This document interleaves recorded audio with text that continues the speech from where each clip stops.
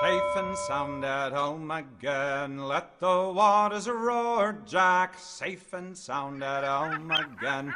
Let the waters roar, Jack. Long we've tossed on the rolling main. Now we're safe ashore, Jack. Don't forget your old shipmate. Folly, rolly, rolly, rolly, ride-o. Hello, my name is Claudia Russell, and I want to welcome you to our first episode of An Insight with Claudia. In today's episode, we will interview Gerd Orderlheide. Gerd has not only owned the Red Lion since 1997, but he has also just recently purchased Atlantica, the Cohasset Harbor Inn, as well as Brisas and the Olde Salt House. So in this interview, we will talk to Gerd about his future plans, not only for those new purchases, but also for the Red Lion. So join me in talking to Gerd and learning more about his future plans. The Red Lion was converted to an inn sometime after 1772, when Christopher James adopted the Red Lion as the name of the inn, based on the Scottish lore representing bravery and courage. Welcome, Gerd, to the show. Thank you very much for joining us. Thank you very much.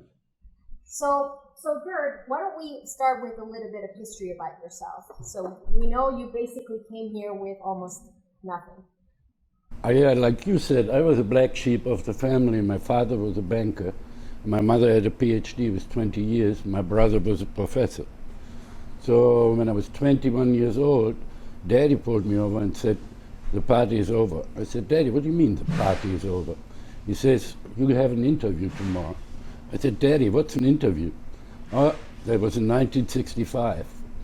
And they had just rented 4 floors in my father's bank. So I said, "Daddy, I go to the interview, but I really want to go to a disco tonight." He says, no, there's no disco. So I went to the interview, and all the lights were blinking and this and that and the other thing. And the manager asked me, "How do you like it?" I said, "That's very interesting." I didn't really care, but it was IBM. So they said, "You're starting Monday morning with IBM." So I went back to Daddy and I said, "Daddy, you got me to work." So I started with IBM, and after 3 years, I said, "Daddy, this is not going to work out." I played professional soccer when I was young. And he says, "What do you mean?"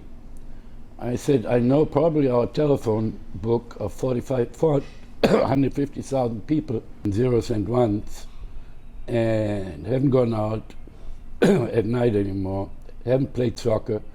Give me $400. He says, "What are you going to do with $400? I said, "I'm going to America." He said to me, "Sit down, have a beer, it's going to go away." 2 weeks later, I sat in an airplane, came to America, and immigration says, "How much money you got?" I said, $400. I was 24 years old at the time then. And immigration said, "That's not much." I just blushed, my English wasn't really there. And they said, "Where are you going to live?" I said, "I don't know." They said, "There's a rooming house for $50 a week." So I cried for an hour, and then I said, "Pull yourself together. You did it to yourself. Now, show Daddy you can make it." So IBM rehired me, and I solved their problems. After 3 years, I said, again, I'm solving all the problems. The salesmen make all the money. So I applied for IBM to become a salesman. At that time, IBM had rehired me for $6,800 a year. Then I became a salesman. They were doing 40, 50,000. So I became one of the best salesmen IBM had in the first year, and went from $6,800 to $180,000, and that was in 1972.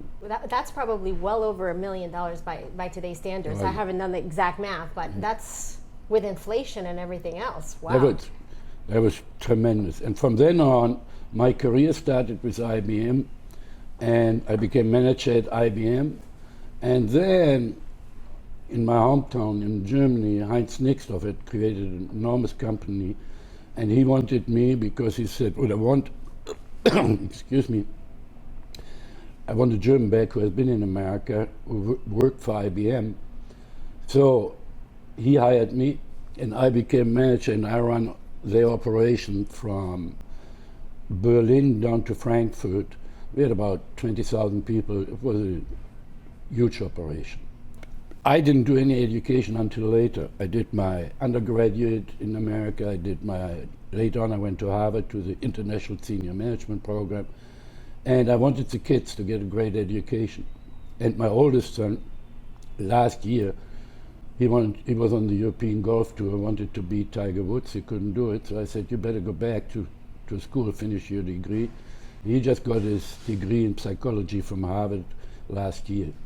And by the way, he's the one who is going to take over with my other son, Robin, who is already here and does all the purchasing.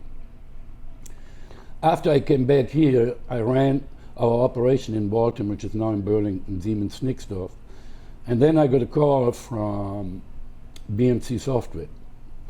And BMC Software is a software company, IBM mainframe in Texas. So I had an apartment in Houston, Texas, and I ran our worldwide sales operation as president Europe and international. And the company was relatively small at the time, 500 million. I stayed there. We grew the company when I joined BMC Software. And from your hard work, too. I mean, that's, I like it. I like work. I'm a work maniac. Do you consider yourself like a good salesman? You had to have been a great salesman to achieve that in 1968. Everybody is a salesman. How good you are depends how successful you're going to be, Yeah. And then I looked at it, and BMC Software said what we want. They had a headhunter, and they looked all around the world, and what they wanted was ideally a German, had to speak 3 languages, had to come from an Ivory school, and had to have mainframe IBM experience. So on the headhunter list, I came up, and they wanted me badly. And at that time, I had a girlfriend.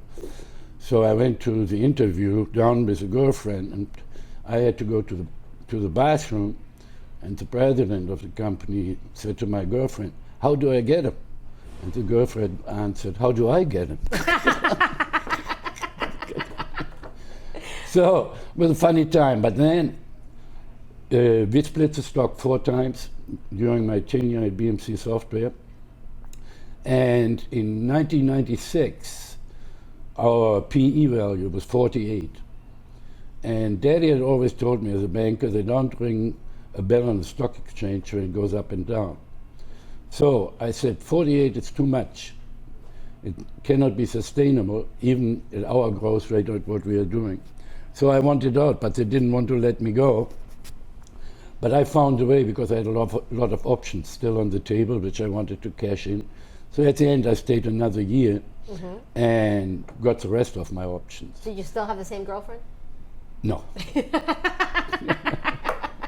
But then I went to London because of a tax treaty between England and the US, and moved there. And finally, in 1996, got the rest of my options. And I went to the Red Line. And I wanted my last drink at the Red Line before I go back to my house on the French Riviera, or now Costa Rica, before the Bahamas.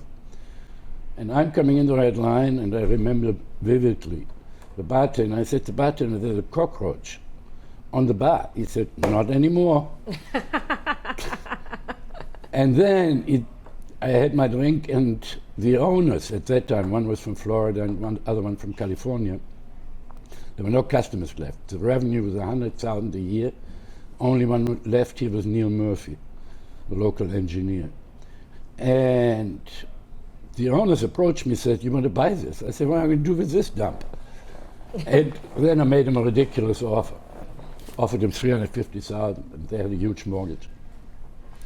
And he said, "Get out of here." I said, "That's my intention." So I left. 2 weeks later, they called me back and says, "I accept your offer." I said, "I didn't make an offer. Maybe I had one drink too many."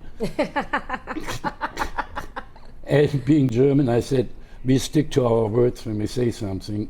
So I said, "I buy it." And then I said, "I might throw some paint at the wall and just forget it." Guess what? Dumb like a box of rocks. First, I had to get to the planning board. I got my planning board certificate when I got my occupancy certificate. It took years. Well, I think in your book, not only is Gerd the owner of the Red Lion and now Atlantica, the Olde Salt House, and the Cohasset Harbor Inn, but he's also an author. And this is one of his books that he's written, which is The Red Lion Inn, The Bill of Fare. And in your book, you say that it took you longer to get through the planning phase of the Red Lion than to build a John Hancock Tower. It was enormous. It was partly ridiculous, but then there were some great people on the planning board, like Al Moore, who was the chairman of the planning board. He came, he looked at the progress.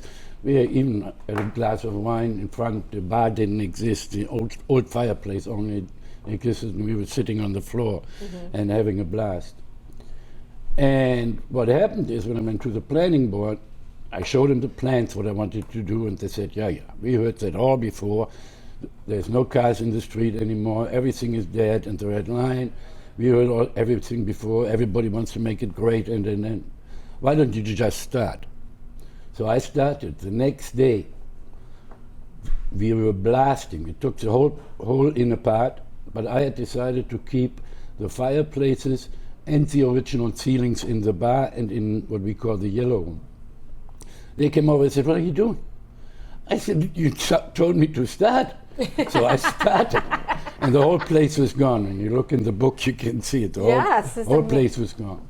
It's amazing some of the structural changes that you've made to this building. So what made you decide to keep certain things, and what made you decide to change certain things? I didn't want a Holiday Inn with white walls. I didn't want to marry it or anything like that. So I said, this got to have character, the town has character, and the Red Lion got to keep his character. And then I remember Daddy, when I was young, he says, IBM, that's the future, my son. And I said, functions. Because everybody went broke in this place before I bought it, except the original owners. And I said, what are you going to do? And then I said, functions. I looked at the Barker Tavern at the time, and I said, but that meant another investment, and now it got big, because I didn't have the space. First, the gas station I wanted to buy, but he went ridiculous. Then there was a lilac house for sale. And so I walked in and said, I paid the $450,000. They said, great. I said, there's only a little condition here. You got to be out in 7 days. Because that's the only way how I could extend my property. And so I said, here's another $20,000 in cash. You should have seen him packing. At that time, the paper wrote, he must be crazy. Now everybody says, what a genius idea. Let me go back a little, okay? Let me go back a little because it gets the whole story proper. Okay. Why I bought the Atlantica and why I bought this. So then I moved there. I made a bakery. I said I want a bakery because I was fixed now on weddings. Yeah. But I had built a Salon de Soleil, it's called. In Germany, you never have a wedding over 100 people. So I'm standing there. The first guest wanted to inquire for a wedding, 150. I said, what, 150? So I hadn't done my research properly, how many people are in a wedding. But then I said, okay, fine, built the barn. And that's when I had bought the place, and I built the barn. And I had, when I built the barn, already in my mind, and it's still in my mind, and it's coming sometime, I put the sewage in, I put all the electricity up there when I wanted to build my condos in the back. That was last year. And the planning board didn't go, and went on and on. And then I said, what did I learn in Harvard? In order to protect your business, you got to have a repetitive competitive advantage. And I look at my weddings. Like I said, we do about 28,000 people in weddings a year in the Red Line alone. Wow. So I'm saying in order to protect it, you have only 15 rooms. If somebody comes and copies that and has 60 rooms, 70 rooms, you're done. Yeah. And that was the principal reason I wanted to buy the Cohasset Harbor Inn, and Peter's a friend of mine, but he wouldn't sell the Cohasset Harbor Inn alone, only with Atlantica. So that was the main reason behind it, that I got now 55 rooms more, because the guests in Atlantica, they're doing half my wedding business, not even half, come mostly from the Red Line, because I have only 15 rooms. So it was a shoo-in for both of us. So Peter wanted to leave and I wanted to buy. Wow. But really what came about is Joe Campbell came to me, who was the owner, and he says, he has some partners, he would like to buy the Red Line. And we're outside on the porch. And I said, now you got to understand, this was a big investment. A lot of people ask me where the money comes from. Yeah. I made an enormous amount of money. I paid cash, 10 million from 1997 to 2000 to build this. So I made a lot of money on my own. And then, in order to stay competitive, like I said, you got to have a competitive advantage. Absolutely. And if you take the restaurant business, the toughest business in the world, why I did it, I don't know even today. Without the weddings, it would be disaster. Because you got to figure out in the restaurant business, the maximum you make is 12% net profit, and then you're really good. At 8%, you're on borderline. Below 8, you're dead. And so the weddings, naturally, are 80% of my business. Had nothing to do that I don't want the people in the restaurant. Yeah. I want the families back in the restaurant and want the kids in the restaurant. I love Cohasset. I don't have problem with this.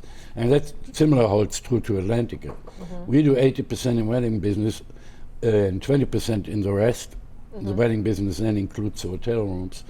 Atlantica does 80% in the restaurant business and 20% in the wedding business. Oh, so you kind of balance each other out then. Balance each other out, and I got the rooms which I fill up because we already booked out for 2017 practically, no booking 2018. Wow. So since you have basically the monopoly of weddings here in town, as well as restaurants, for the most part, you own most of the restaurants in town. I wouldn't say I have a monopoly, but it's big. Yeah. I see it when I get my tax bill. It had to be big. Yeah. Do you think you'll raise prices? I did already. I had to, because the prices, once you're a salesman in a Volkswagen dealership, you get used to their prices. It's hard to bring somebody like this and sell Rolls-Royce or Bentley. So the problem is if you are set on the price level. When I changed the price level, let me go back to the Red Line. I started off with over $250. Everybody said, he's crazy. We got him. Our prices now are between $400 and $500 a room in the Red Line. Wow. $400 or $500 to stay here per night? Per night. Wow. Just to give you an idea. What have been, who are the people Weddings. that have, Weddings. Wow. Weddings. Wow. You have 28,000 people, you need 14,000 wedding nights, which means over 6,000 room nights you need. I had only 15. Yeah. Now I got 55 on top. Now I have 70, which increased my leverage. I had 1,570 room nights here, and that was it. And I need 14,000. That's why I had to expand, and I'm not finished with it. I'm going back to my condos next year. So where are you looking to build the 45 additional rooms? Up on the hill. Up on the hill. Up on the hill behind the Lilac House, which stretches all back to the train tracks. Like I said, I had already all the electricity, sewage, and everything brought up there. So it's already brought up there, because I had in mind already, for a few years from now, I'm going to build the condos. Wow. So instead of condos, they're going to be rooming, they're going to be hotels. We'll decide what we're going to do. Yeah. Let me first get the permit to build them. Yeah.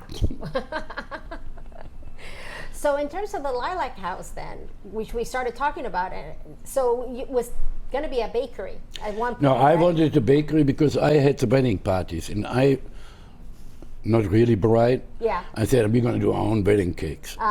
Which is fine, but when you get into a wedding, yeah, and the person leaves, yeah, and another person does the wedding cakes, the Yeah. bride flips out. So then it became a breakfast place, and now because of all the weddings, I want to open the bakery again in November. yeah. We just finished inside, doing restructuring inside. Monday, we're going to do the floors in there. Yeah. And then I should be ready within 2 weeks Wow. to open it as a bakery again, because my wedding guests, then I can send over like I did before to the bakery. Wow. Now, would that compete against the French Memories, which No. is right across the street from us here in the We are Red Lion? doing, no, he's a friend of mine. Okay. They're friends of mine, they're from France. It's a great little bakery, I love it. Now, so let's talk about Atlantica and Hugo's. What you said you want to rename it from Atlantica to Hugo's. What caused you to change the name? I talked when I was in the preliminary discussion. Some people from town, and again was Al Moore, who said to me, Jerry, you should name that to Hugo's. So I looked, Hugo's Lighthouse.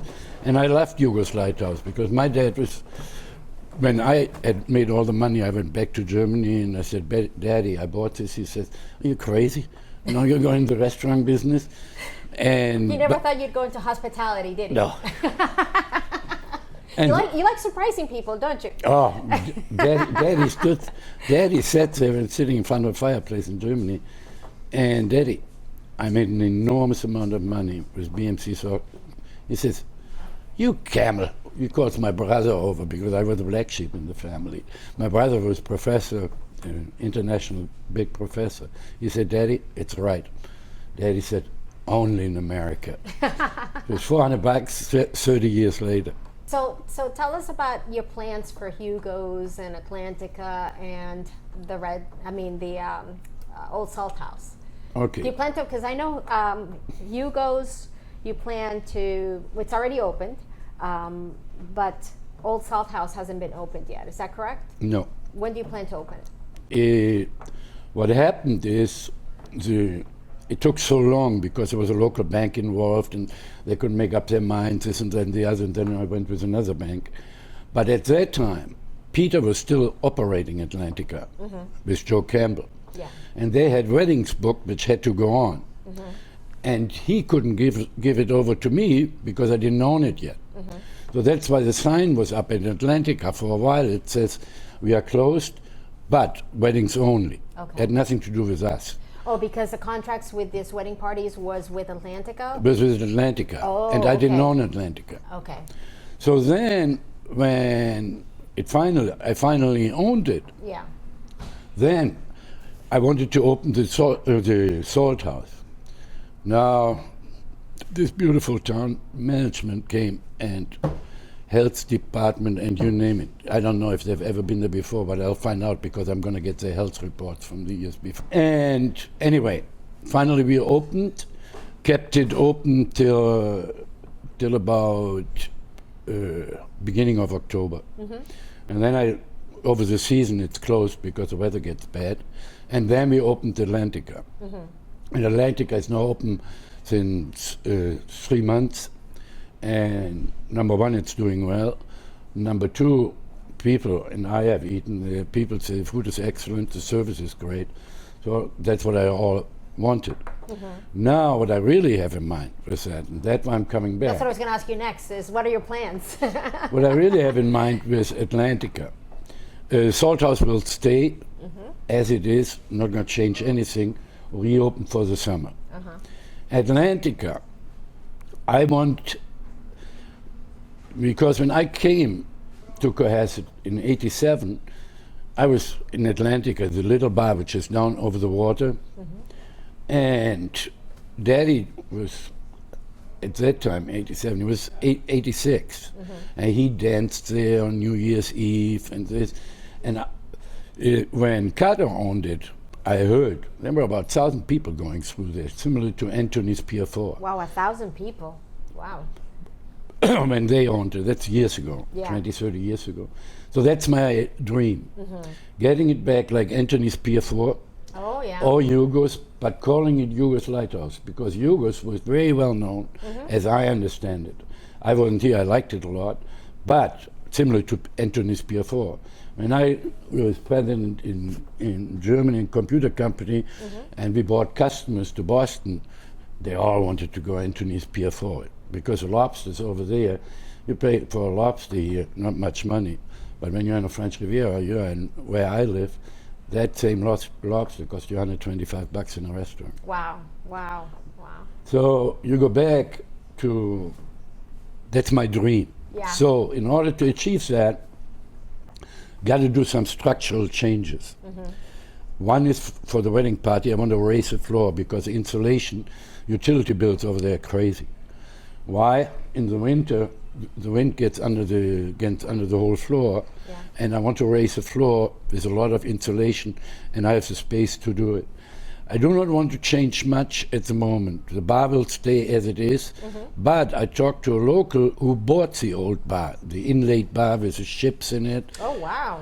and Must be beautiful. and I want to buy it back and bring it back and put the little bar downstairs. Where they call it the sail room now, I guess. Oh, so you would open it downstairs of it? The sail room, yeah. Sail I room. would put the little bar back where it was in the sail room. Oh, wow. You still have some tables here, but I want to put it back. Yeah.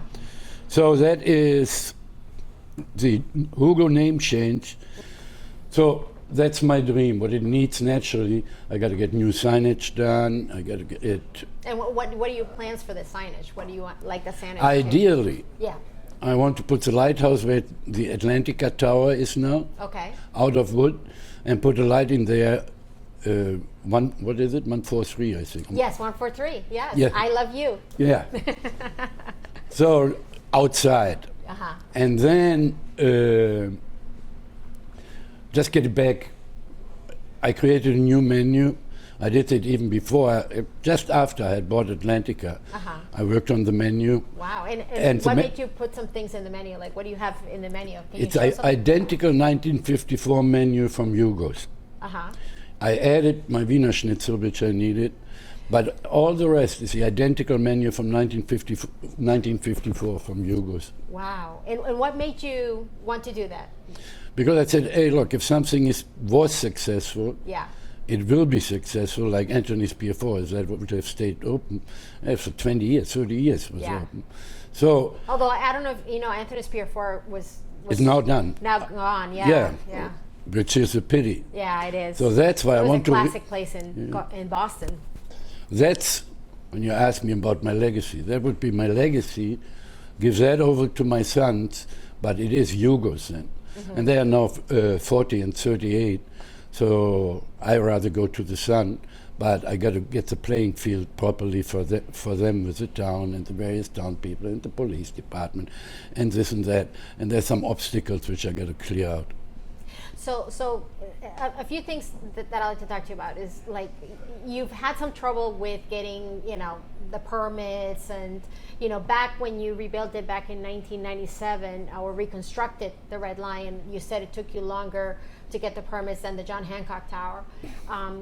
In terms of the changes that you're looking to make to Hugo's, how would you describe your relationship with the town of selectmen and getting permits in town? Naturally, it's a big business, a big part of the town, and what I expect is that the town supports me, Yeah. supports the business, not only by talking, no, by doing things. Yeah. And I'll give you an example. Maybe I don't. No, give me an example. Go ahead. Now, the real issue is it's not so much the permits. Yeah. It's more the attitude.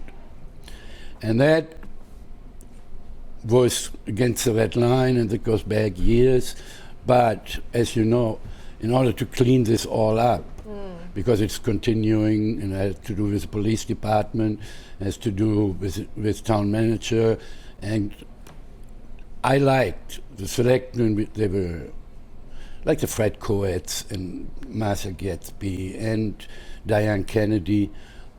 They can still think straight, but some of them, I can't see it. It's their own ego what they're doing, and I won't go for it. So I hired a law firm called big one, Prince Lovell in Boston, and they are looking into this. There was an incident at the Cohasset Harbor Inn where people had left after the wedding at the Cohasset Harbor Inn, then had booked an after party at the Legion. Yeah. Then That was all over the newspaper, and Yeah. I remember reading about that. Yeah. Peter had a photo booth outside, contracted in a contract, Peter Roy, because we have to now execute his wedding. So there was some noise Yeah. when the people go out to the photo booth, because I had committed to the selectmen that we would close those doors at 8 o'clock, which we do. But at that time, some people, so there was 2 noise complaints. Now the big complaints, noise complaints, came and like until 8 o'clock, we can have music outside, we can do until 8 o'clock. Then Okay. everybody has to go inside and the doors have to be closed. Okay. So at that time it didn't happen.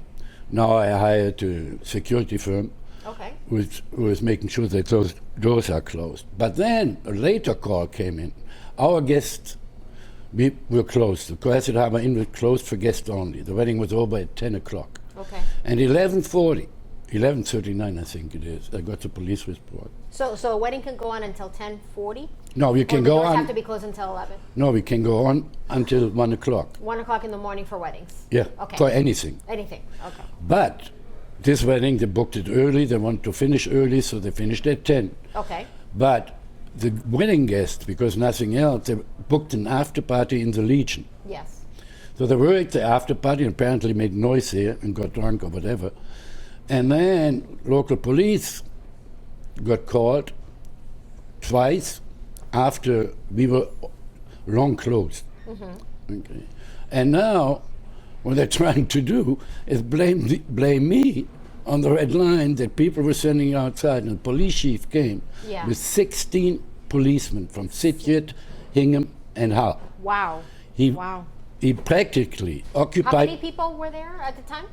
Where? At the the outside gathering who had There were 15, 15. but they were not on my property. They were in the Legion, Yeah. and they were sitting on the grass where the monument is. Okay. And then the police chief calls all the other police in for backup, breaks up the Legion, breaks up the party in the Legion, Yeah. then comes to the Cohasset Harbor Inn, where guests are just talking in the lobby. Yeah. He says everybody goes to their room, otherwise I call the paddy wagon. Wow. Wow. With 16 police officers, 8 stationed on each floor, and Did they give you a reason why or an explanation for no, What- he went. what was going on, maybe inside or outside, or what the threat to the No, the- environment was at the time? They said just too much noise. Okay. And then they claimed, and you saw the cartoon, Wedding Memories in Cohasset. This is cousin Barbara, who was in protective custody. So you asked me about the problems. Okay? Yeah, This is a yeah. major one, and I'll fix it. That's why I hired Prince Lobel, and it will be relatively big investigation. It has to do with town manager, it has to do with Mr. Quickly, and some other people. Wow. Wow. Yeah, Because you can tell me, we want to support the business and this, and then you do this. You practically occupy my hotel. It's a chef from the Hilton would go down in his lobby and says, when there's some drunk people, everybody goes to his room, otherwise I lock you up. Wow. Wow. So, I mean, there have been numerous complaints, from your close neighbors, even here at the Red Lion, for the weddings. How would you describe, that interaction with a neighbor? Let's talk about the Red Line first. There's only one family who complained all the time. And it went so far, they didn't complain about the barn, so much about the barn, because the barn is extremely insulated. You hardly hear anything, we don't open the door. They were complaining about a ceremony held on my property with no music, where the people were clapping their hands. Yeah. Yeah. And then the town manager, Mr. Senior, goes in, forces the building manager in town to do a cease and desist order. So I'm going all after this, okay, just to give you an idea. Now over there, they had talked to the cops, and I'll find out how many noise complaints were there. and I find out from whom and when. Yeah. And my issue is I want to have good neighbor relationship. Oh, absolutely. It's very important. Yeah. That's very simple. Yeah. I want to restrict the noise. If I had a house there and there was excessive noise, I wouldn't want it either. Yeah. So I understand it, but let's be reasonable. Yeah. You have a business, you have 2 hotels in town, and you have 4 or 5 restaurants. Let's be reasonable. Do you plan on buying that house out at some point? Which one? Is that a future plan to buy the house next door at some point? Which house next door? The one that makes all the complaints? No, they're not going to buy the whole group there. That's a citizen group. And they're going to buy the whole stretch on the harbor there. Yeah. So we started. I want a good relationship with the town. I want a good relationship with the selectmen and even the police. There's some great policemen in town, but do you consider like bringing in a law firm like Prince Lobel, which is a very pricey and I know. very well-established firm in Boston, to help? Or I mean, no, the issue. it has to be both sides have to come together to. My thinking on this is I have to stop it. Okay, the harassment and discrimination against me personally in the Red Line, I have to stop it. Yeah. I don't listen to anybody anymore. Jerry, we want you to be successful. Jerry, we want this. I don't need this. I can do it myself. Yeah. My issue there is I got to stop harassment, abuse of power, and unequal treatment. I see. Yeah. Weddings I held everywhere. Wedding ceremonies I held everywhere. Yeah. Then I can't hold it in the Red Line. Ceremonies, I'm not talking about weddings. Noise. Look at the music circus. Look at the others. And then I'm saying, hey, now Senior is looking, because he's friend probably of Gaumer. And you're talking about Chris Senior, the Chris town Senior. manager. He now wants to look into regulations for noise in the town. Or start with a music circus. Okay. Start with a party he had outside with steel drums. It was a big fundraiser at the thing. Don't come after me. And especially on the siege and the Cohasset Harbor Inn incident, we had nothing to do with it. What you should do, have a violation for the Legion. Yeah. So that's where I sit. You asked me about this, so you get it from where I sit. And Well, I mean, to be fair, we don't have Chris Senior or the chief of police here or anybody to represent their side. So that's fine. yeah, It's all going to come out. So Yeah. I'm saying, hey, look, I have to do something. No, I bought it. They still don't listen. He storms in. He occupies my hotel. I got to do something. I can't sit there like this. yeah. So talking about your interest in town, you love Cohasset. You brought your children here to because of the school system to grow up in a safe, good environment, and you've invested a lot into the town. You love the beaches. You love the environment. In reading your book, The Bill of Fare, you mentioned a lot of community involvements and community, investments that you've done throughout the years. Some examples of those are you've hired local townsmen, furniture makers and wood makers in town when you rebuilt and reconstructed this, the Red Lion back in 1997. Right. And what other community projects, are you involved with now? I'm looking. We did fundraisers here for the art center in the beginning, and we had fundraisers, and I gave money there, and I gave money there. Now, the Atlantica always had community events. Like yesterday, the chairman for the elderly affairs, they have a Thanksgiving dinner there, which they always did for every year, I guess, before Thanksgiving on a Tuesday. I'm not going to cut anything of that off. Okay, I'm going to do the same thing what Joe Campbell did. I think in that aspect he did an outstanding job. Yeah, he Be did. it- He did a Be lot it for the the sporting community, yeah. groups, for the communities. And I bet, because my son is taking over more or less in the operation, my son Sasha, Robin is already, like I said, in the purchasing. And I guarantee you he went through the school system here. So we not only continue this, we will expand on it. So you say his kids are in the school system here in Cohasset? They went through the school system Oh, here. wow. Both of them, Yeah, Sasha and Robin. yeah. No, And I mean, they're children too. No, they're coming back. He's looking to buy a house, but he wants his kids. They were here before for a few years. He wants his kids in, excuse me, Inley School, which is a former Montessori school. Yeah, okay. Okay. So for community projects and community investments, Atlantica, which will be renamed to Hugo's, will have the same, will I want to invest in the community. I want to expand on it, but then I want everybody to be behind it. Yeah. We were talking about Christmas market. I talked to Mick from Dooley's, who's a friend. We got to get something going because for the restaurant hospitality industry, the town doesn't do anything. Yeah. So I asked him, maybe we should have a hospitality association in town where all restaurants are combined. Vote for one spokesman. I don't want to be it, but vote. Why wouldn't you want to be the spokesman? No, too much hassle. The only thing I want is leave me alone.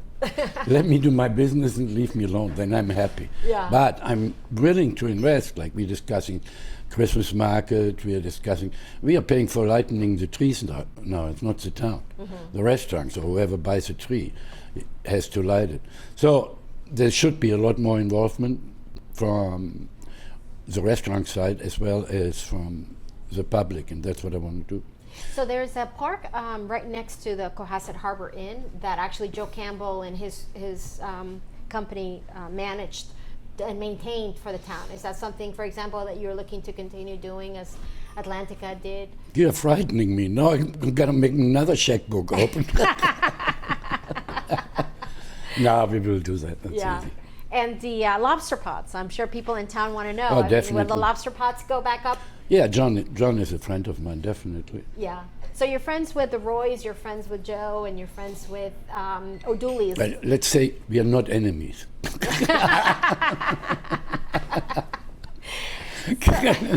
When O'Dooley's went up, is there any competition between your bar here at the Red Lion and No, he gets enormous amount of money from us because you have a wedding of, like, we had one yesterday. Today we have 180 people. Then you have 200 people. So before the wedding starts, after the ceremony, be it in the church, then they don't want to be all here. We had Irish weddings here, and they loved it over there. They have the music there, and then the weddings for them is heaven. As well for their lands or the bakery or Tedeschi's, you name it. So there's enough for everybody to share in the easy. town. Great. And if I didn't have the weddings, none of it would exist. Dooley, nobody would have ever gone further on, I believe. And now everybody is not, we're all complimenting each other. I like Dooley's, I go to Dooley's regularly at lunchtime when we are closed here. I'm eating over there. And going back, Salt House will stay. Atlantica, I want to make to Hugo's, I said, but then I will also open for lunch again. Yeah. Because we don't do lunch here, but in the bakery I will do breakfast and lunch probably. So breakfast, lunch at the bakery. You'll still keep lunch at Atlantica and dinners, and Old Salt will open back up. And I'm really looking forward to open breezers. I like breezers in the evenings. You know, when you could go there to Cohasset Harbor Inn. That's my first things I wanted to do. Oh, I love the tapas there. They were delicious. So let's. Can you show us real quick the menus from the That says it, menus? Hugo's. When you look inside, it is the identical Hugo's menu Thank you. from 1954. The plan is I printed 500 because so you can take those home. And anybody who wants one, just come by at Atlantica or the Red Lion Inn. We give you one. So was this what the menu looked like back in the 1950s? This was the identical how it looked like. Wow. It says your host is the Ordelheide family. Wow, wow. So you have a lot of history here at the Red Lion.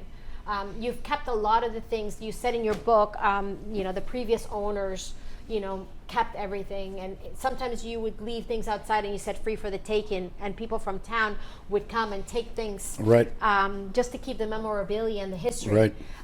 What is the oldest thing that you have here, and what is the most cherished, history? And this has so much history behind it in terms of the I agree. The Underground Railroad. For our listeners, they actually will hold slaves here, Yeah. through the Underground Railroad movement. And And they would that paint their connected, fireplaces a that different connected color? to that connected to the bakery actually, the Wow. underground playground, the underground tunnel. Wow, wow. This is the most important piece for me here. This is the original baking oven for the family, because this was a farmhouse when it was built in 1704. Uh-huh. And that's where they're doing their cooking. Wow. And my son came, and he loves it. So he teaches them now baked lobster we make in there, whole fish he does in there. And it's starting for the public within a week, 2 weeks. And we are doing it now every night, but without big announcements or something. Wow. So will the taste be different there from Yeah. from a new oven from? Absolutely different. Because another thing I read about in your book is that you have one of the largest ovens in the United States, in the country of the United States. It's a bonnet. It's called a bonnet. There are only two.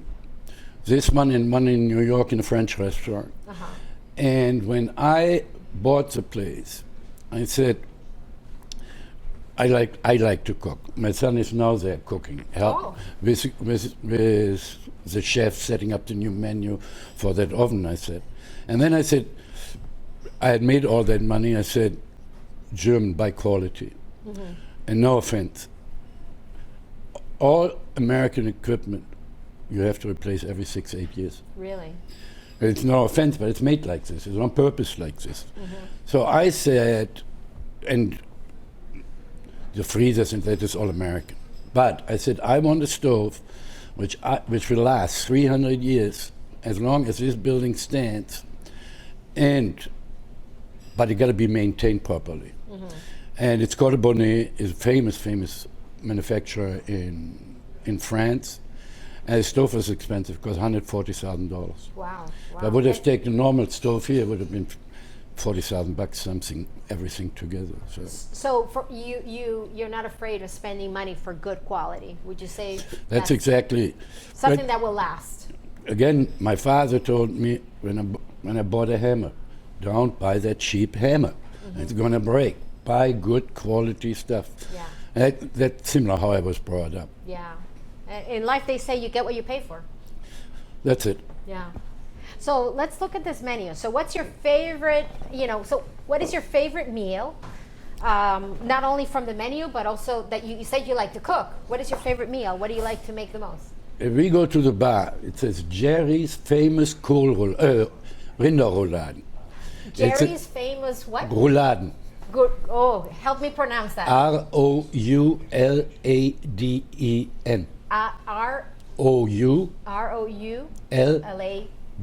Rouladen. Roulade. It's rolled beef. You put mustard on it, and a piece of bacon, mm-hmm. then chopped onions and a piece of pickle. Roll it up, brown it, and then cook it in water for 1 hour. It's Germany's most favorite dish. Okay. 75% of German. And if you are at marriage age and can do it, no marriage.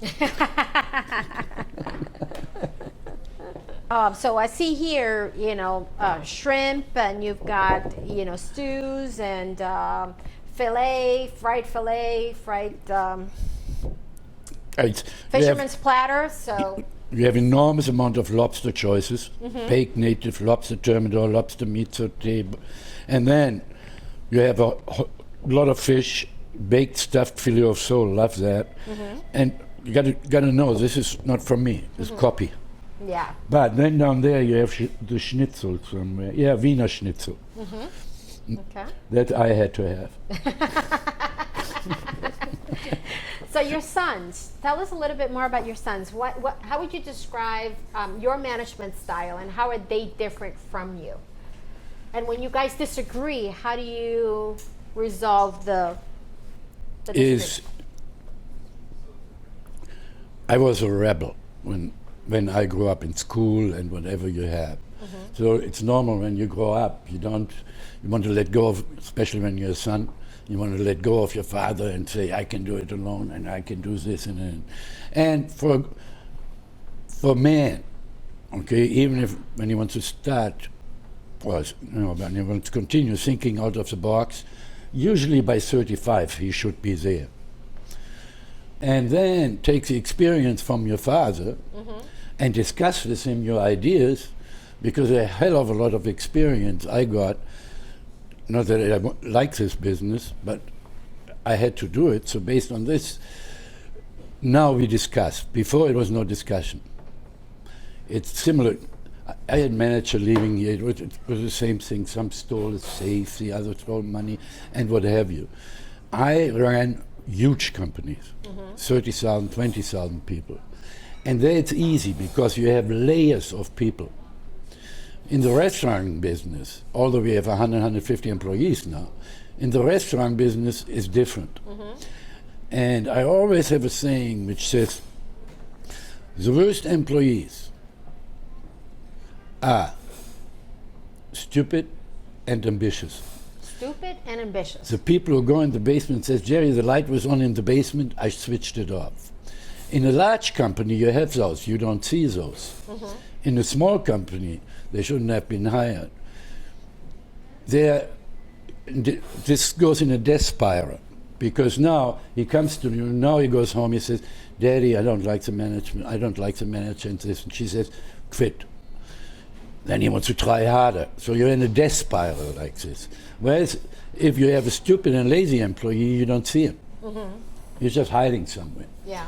And the best, naturally, are the bright and ambitious ones. So my management style is, when I got hired by BMC, they said, he has one fault. He doesn't accept mediocrity. And for a company with a huge strength. Now, my son, like I just said, he's from Harvard, got his Harvard psychology degree.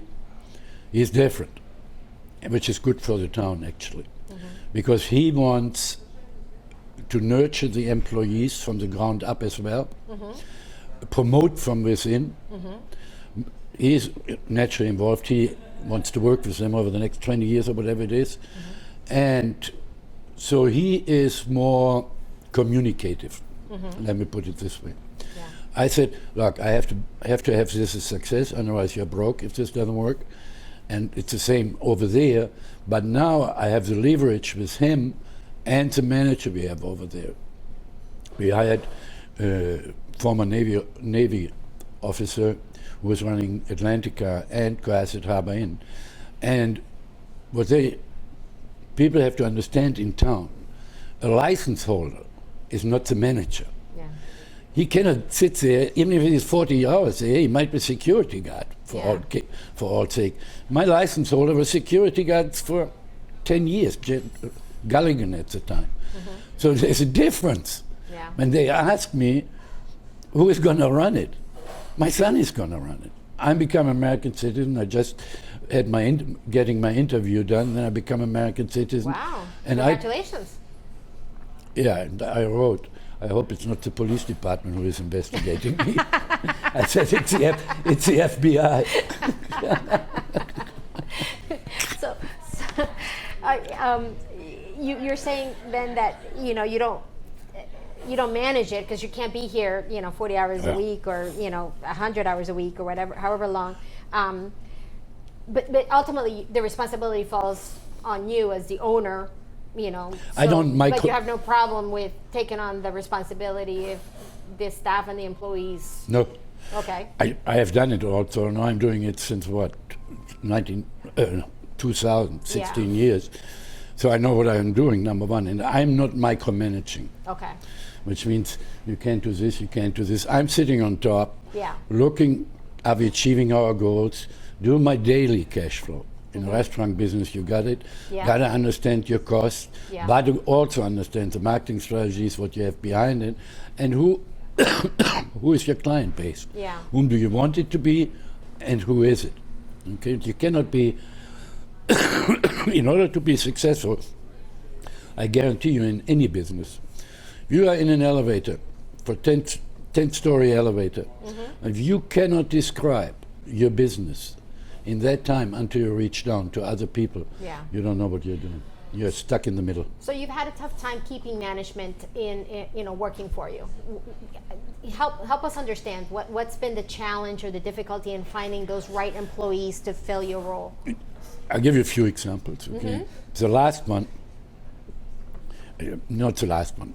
It's in America, in USA Today it was, and I should have listened, I didn't. 98% of all resumes are fake or not right. Okay. So you look into this and you have it all checked out and you think everything is fine. Yeah. Yeah, then you find out it's all fake. Not a clue what he was doing. So would you say then that the people that you've hired that you've had to let I made go, an error. You've made mistakes, yeah. I made mistakes. I didn't look at the people properly, didn't have them investigated. Now I have a Boston detective firm on it, and now we check him out, and to the time the degrees didn't exist, the hotel didn't exist, it was ridiculous. But just to give you an example, another one, I had $1,000 safe upstairs. A what? $1,000 safe. A safe? With my family's jewelry and my grandmother, my mother, and stolen overnight. Really? Second safe, stolen. And police knows everything about it when we talk about Were you able to, Nothing. Go on. Wow. Just tell you about the difficulty in this business. Another safe, $2,000 in it. Employee goes in over the roof into the office, opens the window, throws the safe, a smaller safe, out of the window. His partner downstairs was a kitchen employee. We knew who it was. I never heard anything about it. Yeah. I don't want to go into all the details. The restaurant business can be very, very demanding. Okay. All right. So we've covered a lot in this interview, and we want to thank you for taking the time to be with us and the audience members, so that we could learn more about you, your plans for the Atlantica and Hugo's and the Red Lion. Just one last question for you. What kind of legacy and would you like to leave behind? And I think we've gone over it, but in terms of what would you want your obituary to say? I don't want to talk about obituaries. I'm 74. I have another 30 years to go. Daddy was 96. Yeah. But my next project is moving this over, and then I'm writing a real book in Costa Rica. Go to Costa Rica, probably going to take me half a year. Yeah. And then I have another huge project I want to talk to you about now, where you're going to find out. Okay. Anything we haven't covered in this interview? Anything that the audience members you'd like for them to know about you or the businesses? Come back. Anybody can ask me anything. I open them openly. Anybody wants to know more, just come see me. Wonderful. Well, thank you so much, Gerd. It was really fun. Thank you. And Good thank seeing you you. for joining us. This is Claudia Russell with An Insight. For more facts about the Red Lion Inn, I suggest that you purchase the bill of fare or you acquire it at the Cohasset Public Library or the Historical Society in town. I don't know. I've seen a lot of ghosts. I don't know if they were flesh. I didn't want to touch it. What was the scariest? Did they talk back to you? No, Yeah. I'm never scared. Yeah. And what did they say? Did they do something? Really? They went to you and went like Yeah. this? Could have been the drink too.